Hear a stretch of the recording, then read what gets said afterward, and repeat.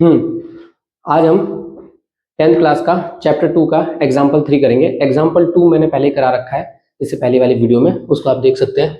तो आ जाओ एग्जाम्पल 3 को हम देखते हैं एक बार। एग्जाम्पल 3 कहता है find the zero of the polynomials. हमें पॉलिनोमियल्स दे रखा है, हमें x square minus 3 and verify the relation between the zero and coefficient है। ठीक है, हमें रिलेशन क्या करना है, वेरीफाई करना है। सबसे पहले जीरो फाइंड करेंगे। और देखो पॉलिनोमियल्स क्या दे रखा है, x स्क्वायर माइनस 3। मैं आपको बताऊं कि एक्स स्क्वायर माइनस 3 अगर कभी इस तरह का क्वेश्चन आएगा ना, तो आपको घबराने की जरूरत नहीं है। ध्यान से देखना है कि इसको करना कैसे है। तो इजिकल टू जीरो लगा देंगे। अब देखो, अब यहाँ पे 3 है ना, माइनस का 3। अब मैं एक्स स्क्वायर इजिकल टू इस माइनस 3 को इजिकल टू उस तरफ लेके जाऊंगा तो प्लस का 3 बन जाएगा। और आपको पता है ना, जब स्क्वायर इजिकल टू उस तरफ जाता है तो रूट बन के जाता है। तो वही एक्स को मैं इधर लिख दूंगा और ये 3। अब स्क्वायर को इजिकल टू उधर लेके जाऊंगा तो रूट बन के जाएगा। जब कभी रूट जाता है उस तरफ, स्क्वायर जब रूट बनेगा तो अपने साथ प्लस और माइनस दोनों लेके जाता है। तो आपको एक चीज पता चला कि x एक बार मेरा हो गया माइनस का √3 और x एक बार मेरा हो गया √3, क्योंकि प्लस माइनस दोनों है। तो उसी से हमें पता चलता है एक अल्फा हमारा कितना होता है, -√3। और वहीं पे हमारा बीटा क्या होता है, बीटा होता है √3। ठीक है, तो ये दो चीज हमें पता चल गया, ये एक अल्फा है, ये मेरा बीटा है। जब अल्फा और बीटा पता चल जाता है तो अब हम क्या करेंगे, वेरीफाई करेंगे। और वेरीफाई करने के लिए हम क्या करेंगे, सबसे पहले फॉर्मूला सम करेंगे। किस चीज का सम करेंगे, ठीक है, सम करना होगा अल्फा प्लस बीटा क्या होता है, is equal to minus b upon a. अब वहीं पे ही अल्फा क्या होता है मेरा, अल्फा में यहाँ पे लिख दूंगा, अल्फा है -√3 प्लस, अब यहाँ पे हो जाएगा हमारा √3 इजिकल टू बी मेरा कितना है। देखो अब हमें बी पहचानना है। एक्स स्क्वायर के जो आगे नंबर लगा होता है वो क्या होता है, ए होता है।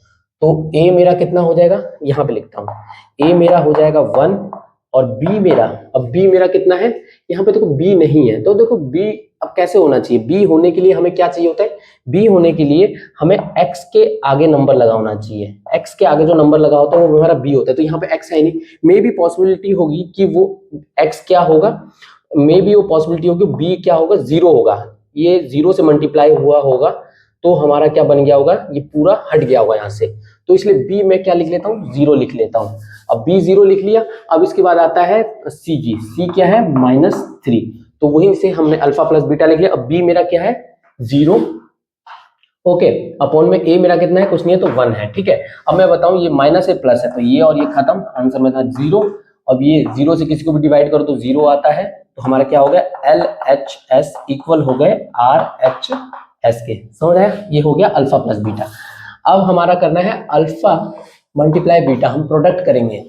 ठीक है, अल्फा माइनस बीटा क्या होता है, ये होता है हमारा C अपॉन ए। ठीक है, C अपॉन ए होता है। अब सबसे पहले आप देखो कि अल्फा और बीटा को मल्टीप्लाई करना है। तो अल्फा एक बार मेरा कितना है, -√3 मल्टीप्लाई √3। ओके, सी मेरा कितना है, सी मेरा है -3, याद रखना। और ए तो 1 है ही हमारा। तो अब देखो दो रूट, अब दोनों को मल्टीप्लाई करेंगे और दोनों का क्या बन रहा है, पेयर बन रहा है। जब दोनों का पेयर बन रहा है तो ये दोनों 3 बाहर निकल आएगा और 1 3 बाहर निकल आएगा, क्योंकि दोनों के पेयर्स बन गए। देखो √3 और ये भी √3 है, तो 3 बाहर आ गया, माइनस का माइनस, और वहीं पे इधर क्या बचा, माइनस का 3 बचा। तो यहाँ पे भी LHS इक्वल हो गया RHS के। ठीक है, ये हमारा था एग्जाम्पल तीसरा। तो नेक्स्ट वीडियो में हम एग्जाम्पल 4 करेंगे। ऐसे ही करके हम चैप्टर्स खत्म करेंगे। ओके।